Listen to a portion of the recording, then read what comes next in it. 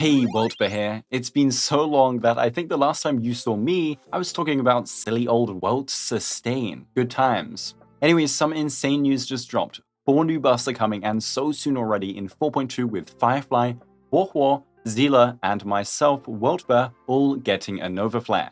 With Sparkle and Swan's Novaflares in 4.0, that's already 2 more buffs than last year's patches, and if we get even more this year, I'll be super happy. With Welt also being part of the buffs, Huohuo has officially opened up standard characters as possible buff targets, which is so exciting. So let's check these 4 units out and what they need or could get to be even better. This is a for fun video. I'm going to talk about their kit problems and what they could get to be fixed, but I am not going to try and predict changes or balance them necessarily perfectly, okay? So let's begin. Well, starting with Firefly on the left, and what a surprising pick. I mean, not surprising if they want to make money, but she's already top tier again thanks to the Dahlia, boasting some great clear results on average, whilst also having great performance in the Zero Cycle community, though some of that is thanks to her large E2 power spike.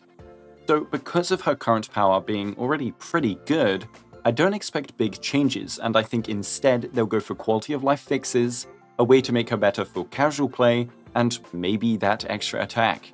The two problems when I think of E0 Firefly are her SP issues and that ultimate countdown.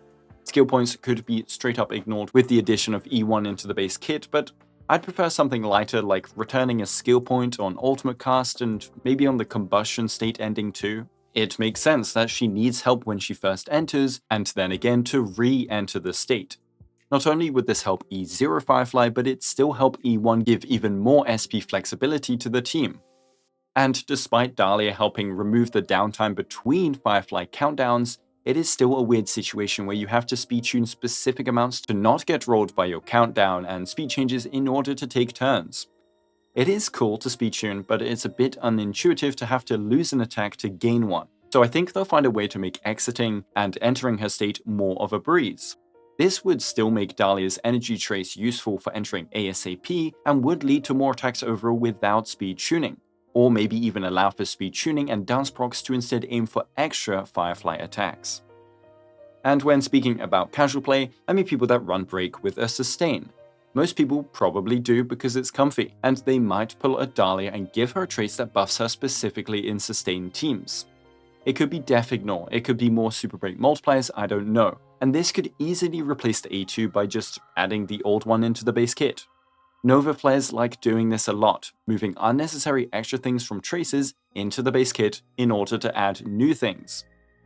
Now, for that extra attack, I feel like they've gone through the trouble of teasing us with that awesome ultimate move in Currency Wars that we have to get it into her normal kit too. This move is why I thought she was getting buffs eventually, so Jingyuan buffs when? I'd probably give her a one-time usage of this attack at the start or end of the combustion state. If it's at the start, we could give a weaker version of the res down effect from Currency Wars too. I mean, having it happen at the end would be a little silly unless we could re-enter ASAP. The last 3 changes I would do is first, make her A6 have a more interesting effect. We have too much break effect already, give us small extra super break multipliers scaling on attack or something. I'd also change her effect res trace to attack percent if we are keeping the attack base scaling. And then finally, look at this talent. It is cool lore-wise, and it does let her tank some crazy things, but the 30% effect res is pretty negligible, and I'm sure they could keep its identity whilst adding actual useful benefits to tanking damage. In Eidolons, I wouldn't change her E2, it's already really strong, and removing the cooldown for example would be kinda stupidly OP.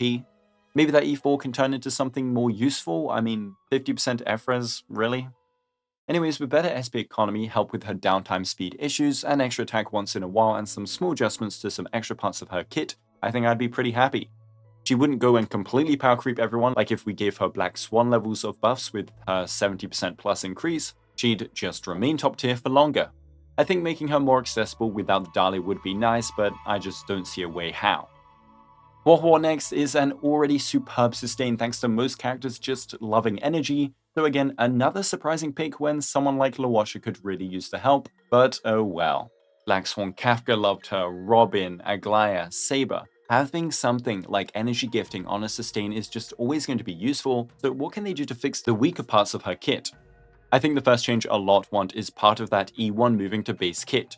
She didn't need to spam skill or even keep her Divine Provision up permanently back on release, but with much tougher sustain checks, she definitely does now, and she might even need to skill more often than just for her talent uptime, which is kinda crazy in the big 26.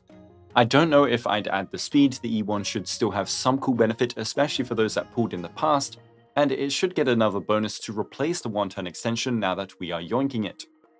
But that SP economy is only improved if we don't need to skill every turn, so her actual sustain needs to be improved to fix her SP usage. Huohuo's skill first is cool, being a blast and all, but let's make it AoE and a team-wide debuff dispel. We don't need it to be cool, we need her to heal, and if you ever want to run her with remembrance characters, you know it's a pain.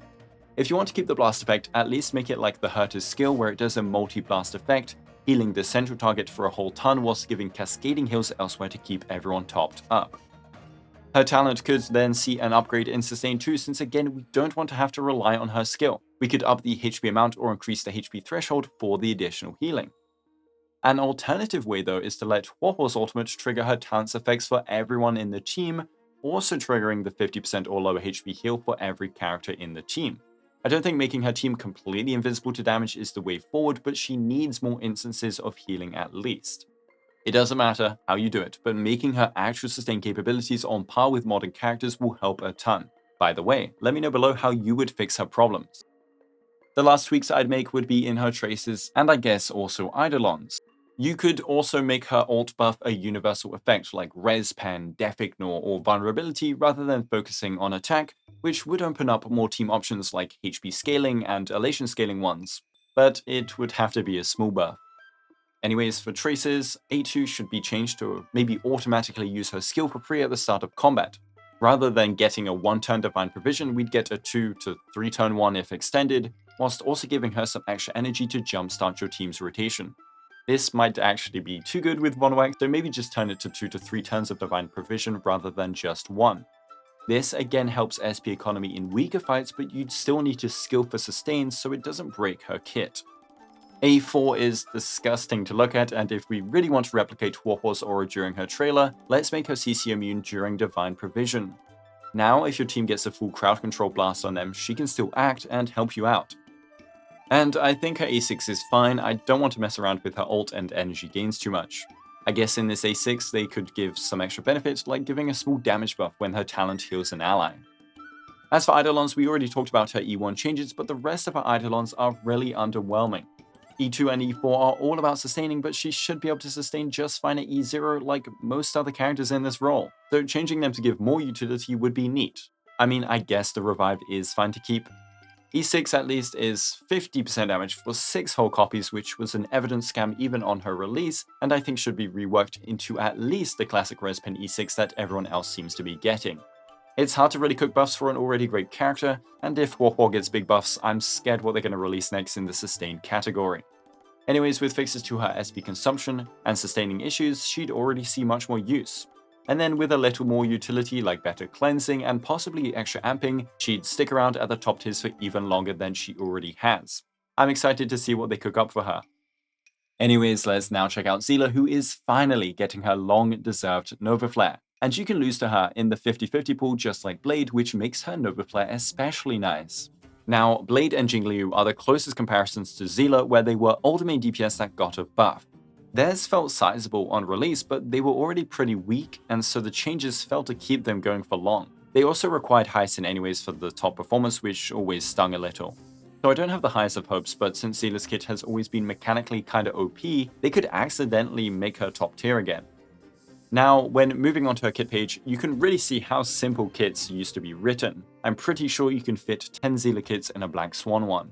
Nonetheless, her kit worked well, and with its high power ceiling, she let dedicated fans play with her for a very long time. I mean, there are probably still some out there. Unfortunately, HP inflation hurts a lot more when your kit is designed around kill thresholds, so I would move a currency wars mechanic into her live abilities. We want Seele to stay around longer than Blade and Jingliu did, right? And a way to keep her going forever in some capacity is to give her an execute based on enemy max HP. This would let her scale somewhat forever but still be limited by her own kit power and damage multipliers to get to said execute threshold, so I don't think it would be too bad. Gulp. but this would also fix her issue of getting Resurgence stolen by ally proc effects, which should never have been a thing in the first place. And to further help with the kill threshold problem, let's add a Resurgence condition when enemies reach half HP too. So they reach half HP, Resurgence. They die, Resurgence. That, or it could be on breaking, I don't know. Resurgence is hard to balance because giving her too many turns combined with that advance forward on basic could just make her act infinitely. I'd then just up her multipliers on all parts of her kit to be a little more modern. Not too much if she is getting extra Resurgences now, but still a little something. But the real issues Seele has are these traces. First, the trace bonuses, remove the death ones and put them into crit rate or speed. Now, 81st is a symptom of being a 1.0 character since Danheng, Sushang, and Zhenqing all have this horrendous trace or something similar. And here, you could legit give her anything, so if you have any exciting kit additions for Seele, feel free to mention them in the comments. I would maybe give her a ramping buff. She wants to attack a lot and keep on slicing enemies down, so why not give her something that keeps on scaling in the fight? Maybe an attack buff that grows on each attack up to a limit, I don't know. Her E4 could then be moved straight up to the Resurgence talent, there's no reason not to. So again, a free trace slot. Lacerate makes me think of a bleed effect, and bleed makes me think of max HP, so maybe Seele could have a tiny enemy max HP scaling damage proc every attack she does? I might be going a bit too much with this one, but she was our very first limited character, and again, this is a way to keep her going a little bit more, unlike Blade and Jing Liu. And A6 could also be moved to the basic and give us a new A6. Rippling Waves makes me think of like a damage ripple effect. So maybe after killing an enemy and entering Resurgence, Seele will record the non-overkill damage dealt to said enemy that she just killed, and repeat a portion of it in her attack during said Resurgence. Wouldn't that be kind of funky? You could slam down an elite in a big ultimate, and then in your Resurgence, even on a basic attack, repeat a portion of it to the other elite. Finally, her Eidolons need some buffs, and I imagine they'll make her E1 completely revamped and strong just like Blade and Jing Liu also had. With her being in the lost pool, it could be a real nice surprise, but what it would be, I'm not sure. E2 can stay the same, I think. E4 is also really good, but E6 needs a revamp. The Butterfly Flurry effect sounds cool, but it is weak, and instead I feel like she should be able to mark more enemies with Butterfly Flurry and deal additional attack procs rather than ultimate-based damage. Just like Buto E6 makes him be able to hit more targets, maybe Seele E6 could let us keep proccing mini Seele additional procs on multiple enemies too. Overall, Seele is hard to balance too, so I'm really interested to see what they'll do, and I think my kit additions might be a bit too crazy, but this video is for fun and not a prediction. I mean, this whole Novaflare cast is weird since two characters are already in the top tiers, Seele is a complete kit anomaly, and well, Welt has a kit identity crisis. So let's finish with him. Welt doesn't do damage to be a true main carry anymore, he doesn't amplify the team's damage to be a nihility support anymore, he can't delay any enemies since they're all immune these days, and that Welt's the same thing that worked back on Acheron release? Yeah, good luck. And there are better options anyway, like the Harmony roster, especially with Dance Dance Dance, RMC, or anyone that helps more with debuffing. I think his kit is neat, but it just got curb stomped through multiple factors, so we can keep the feel but hone in on a more focused goal while buffing all of his aspects. Now, I just want to mention his currency walls delaying AV thing to be so cool, but I don't think they'll let you delay cycles in endgame modes realistically. If they do, I'll eat a hat or something on stream. The real change I think they'll make to his ult is being able to ignore CC immunity somehow in some way. Even if the numbers change, at least let him be able to use his kit. It is just sitting there right now, doing nothing versus any important enemy. But enemy hit energy is useful sometimes for fast clears, so maybe they'll completely change this and rework it in some way that still lets him prevent damage? Now, because Welt is so cool, I just want to go all out in fun changes and ignore Huohuo probably not changing any animations or adding any large new mechanics, but wouldn't it be cool if the black hole he created kinda stayed based on a countdown like Robin or Firefly? Every Welt turn it could pulse and deal damage and gradually strip away more resistance from the enemy up to a limit, like a black hole tearing them apart slowly. It should also have the A2 baked into its base effect and give us a little more power, let's say 20% instead during the black hole's duration. And when the black hole collapses, it could do another big burst of damage and delay. Or could it do a recording effect like Cypher and echo the damage during the ultimate? Anyways, we want to make his ult actually give utility with proper delay and buffing. buffing all 3 potential playstyles of his in damage, debuffing, and copium sustain slot again. But speaking of his damage, his kit is seriously outdated multiplier-wise. I'd increased the skills multiplier a decent amount, and also whilst we're here, put the base chance of slow to 120%, because having to wait until E4 to get a decent base amount is cringe. Now, another idea I had for this skill that a Welt enthusiast friend of mine also had is being able to choose where his bounces go. Anaxa has a unique bounce that can adapt to AoE, so why not give Welt a unique one that can adapt to AoE in a different way, letting you focus all damage onto a specific target? Also, if the enemy is already slowed before the attack, let him return 1 SP so we can open up more compositions with SP neutrality.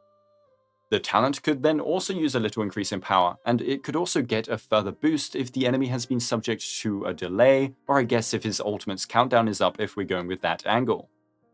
And then we have to address the traces in the room. Effect Res, you are now crit rate.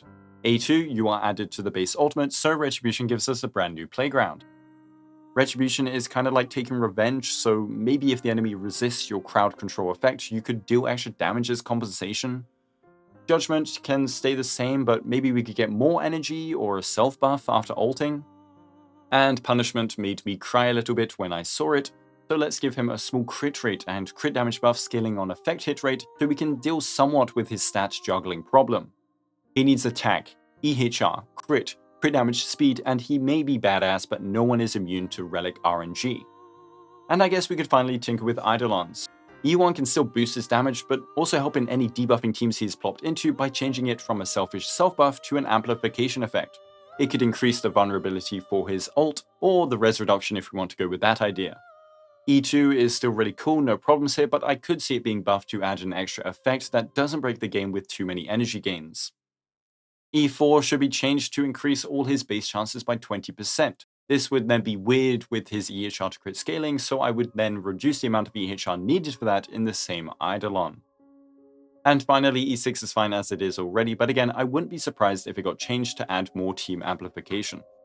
I kind of stopped caring about actual reality with Welt here, which is convenient since he's imaginary, but is also ironic since he is the Hersher of Reason. Anyways, let me know what you would add to Welt. He is a complete wildcard here in my opinion and could go many ways. And if you have any comments on my changes, feel free to let me know, but again, I'm mostly having fun. Like and sub if you want to catch every updated guide on these 4 units. Thank you to my amazing YouTube members, thank you for watching, and have a Guoba day.